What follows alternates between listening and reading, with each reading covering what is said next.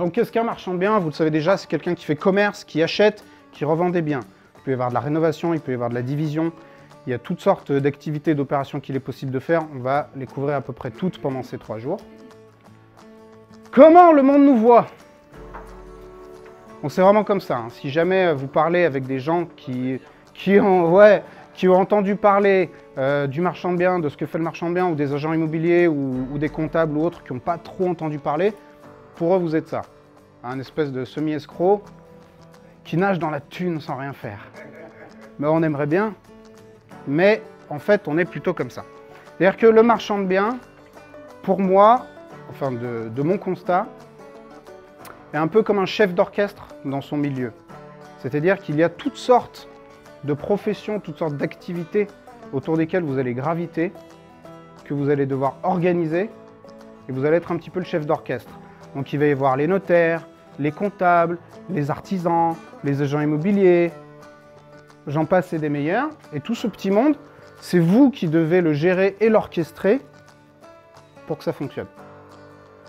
La moitié des décisions que vous allez devoir prendre, elles seront orientées par les objectifs que vous vous serez fixés. C'est-à-dire, par exemple, quel type d'opération vous allez rechercher, pour quel montant et sur quelle durée. Tout ce genre de questions, par exemple aussi sur la fiscalité, les statuts que vous allez adopter, la façon dont vous allez choisir de vous rémunérer, ça va dépendre des objectifs de court, moyen et long terme que vous serez fixés. Donc c'est une partie qui n'est absolument pas à négliger. Vous devez savoir acheter au bon prix. Vous devez connaître les prix de revente. Vous devez identifier très bien les coûts et vous devez décider du montant que vous voulez gagner. Ce sont les 4 points qui sont déterminants pour la marge. Alors, je vous explique pourquoi. Si vous n'achetez pas au bon prix, vous n'achetez pas là et que vous achetez là, vous majorez des frais, vous gagnez que dalle. Si vous ne connaissez pas les prix de revente, que vous n'êtes pas là mais que vous êtes là, pareil, pas bon. Si vous cumulez les deux, pas bon du tout. Il faut savoir très bien identifier les coûts. Donc ça, je vous rassure, on va en parler pendant ces 3 jours, mais s'il y a des coûts que vous oubliez, auxquels vous ne pensez pas, ce qui est fort possible si vous n'avez pas encore fait d'opération, là pareil, la partie frais, elle va faire des petits.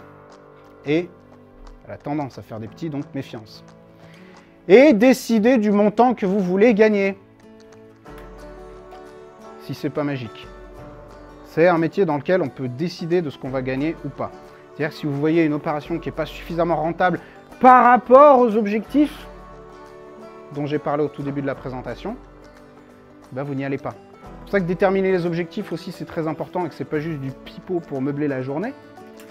C'est que si vous avez écrit quels sont vos objectifs de l'année, vos objectifs dans les 5 ans, et que l'opération que vous avez vue ne vous permet pas de réaliser ces objectifs, eh ben vous n'y allez pas. Et c'est tout.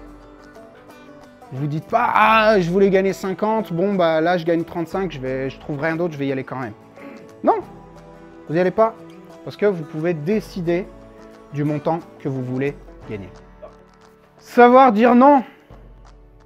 Tu vois, la bonne transition. N'essayez pas de faire rentrer les carrés dans les ronds. Vous allez voir, surtout quand vous allez débuter, surtout quand vous allez galérer pendant 2, 3, 4, 5 mois, vous n'allez pas trouver d'opération. Vous allez trouver un truc et puis vous allez vous dire « Ah oui, mais si peut-être que si on le fait comme ça, peut-être que si on divise la maison comme ci, comme ça, peut-être que si on arrive à revendre à tel prix, et peut-être que si toutes les planètes s'alignent au moment de la commercialisation, alors peut-être que je vais réussir à gagner ma vie comme il faut. » Si vous rentrez dans ce type de raisonnement, ça doit allumer toutes les lumières rouges, toutes les alarmes. Donc faites gaffe, si ça ne marche pas sur le papier, ça ne marchera pas dans la réalité. Ça ne veut pas dire qu'il ne faut pas faire d'efforts pour optimiser, essayer de trouver des solutions, essayer de trouver comment valoriser des biens. Bien sûr qu'il faut en faire, mais à un moment donné, si vous avez tout retourné dans tous les sens et que ça ne marche pas, bah ça ne marche pas, et c'est tout. Et il vaut mieux pas gagner d'argent pendant quelques mois, plutôt que de s'épuiser à bosser sur des opérations qui ne rapportent pas assez. J'ai entendu vos points de vue, ils ne rencontrent pas les miens, la décision est prise à l'unanimité. J'ai trouvé cette citation relativement amusante, parce que quelqu'un veut deviner de qui elle vient. Qui ça peut être? Il est de chez nous. Personne n'a une idée. N'oubliez pas, c'est vous qui décidez.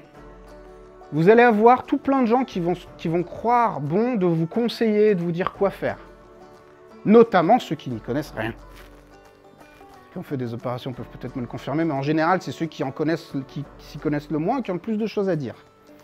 Donc ça peut être les agents immobiliers qui n'ont pas forcément... C'est pas eux qui vont mettre les ronds, c'est pas eux qui ne savent pas, c'est pas eux qui vont prendre les risques. Bref, toutes sortes de gens qui vont s'introniser, conseiller en marchand de biens. Vous évitez de les écouter. C'est vous qui prenez les décisions. Donc ça, je vous ai dit que c'est un métier assez solitaire. Il faut que vous soyez capable de prendre des décisions. Et même si ces décisions, elles vont à l'encontre de tout ce qu'on vous dit. Parce que c'est vous le professionnel. C'est vous le professionnel, c'est vous qui allez bosser, c'est vous qui allez prendre les risques. C'est donc vous qui décidez.